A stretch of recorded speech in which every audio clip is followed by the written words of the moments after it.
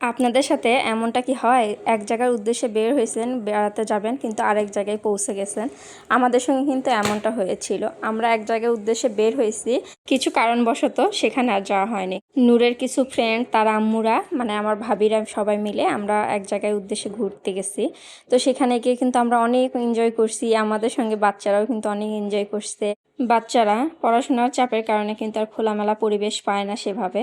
এজন্য কিন্তু ওরা খোলামেলা পরিবেশে গিয়ে অনেক এনজয় করছে। সঙ্গে কিন্তু আমার অ্যালেক্সাকে নিয়ে যাওয়ার কারণে মনে হয় ওরা বেশি এনজয় করছে। শুধু নূরের ফ্রেন্ডরা না, আমরা যেখানে গিয়েছি ওখানকার আশেপাশে যে ছেলেরাও আসছিল, তারাও কিন্তু অ্যালেক্সাকে নিয়ে একদম কাড়াকাড়ি শুরু করছে। আমরা একটু ভিডিও করি, ছবি তুলি। এখন তো কিছু বলার নাই, কারণ তুলতেই পারে, এটা তো স্বাভাবিক।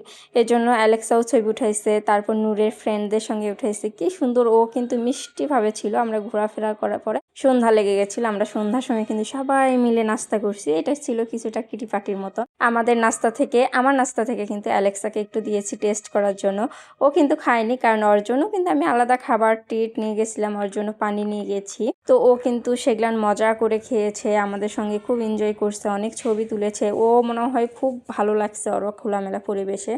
তো ওকে আগে নাস্তা করায়, তারপরে আমরা নাস্তা করেছি। নাস্তাও কিন্তু অনেক ভালো ছিল। প্রত্যেকটা ভাবি কিন্তু তাদের ভালোবাসা দিয়ে নাস্তাগুলো তৈরি করেছিল। আমার কিন্তু খুব ভালো লেগেছে নাস্তাগুলো খেতে। অনেক দিন পর কিন্তু একসঙ্গে এতটা টাইম পার করার পরে একসঙ্গে নাস্তা করতেছিলাম, গল্প করতেছিলাম, আড্ডা দিচ্ছিলাম, অনেক ভালো লাগতেছিল। আর অ্যালেক্সাও কিন্তু আমাদের মাঝে বসে সেই সব শুনতেছিল।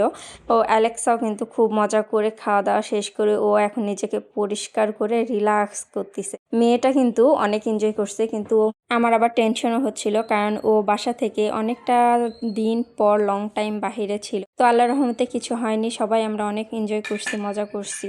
নাস্তা শেষ করার পরে বাচ্চারা কিন্তু সবাই মিলে খোলামেলা পরিবেশে মাঠে খেলতেছিল। খেলাধুলার পরে সবাই আমরা একটু হালকা পাতলা রেস্ট নেওয়ার পরে বাসার উদ্দেশ্যে রওনা দিয়েছি। আমাদের আস্তে আস্তে অনেক দেরি হয়েছিল। আমাদের ভিডিওটা কেমন লাগলো অবশ্যই বলবে। আর এরকম যদি বাইরে ঘোরার পরিবেশের ভিডিও দেখতে চান অবশ্যই কমেন্টে জানাবেন।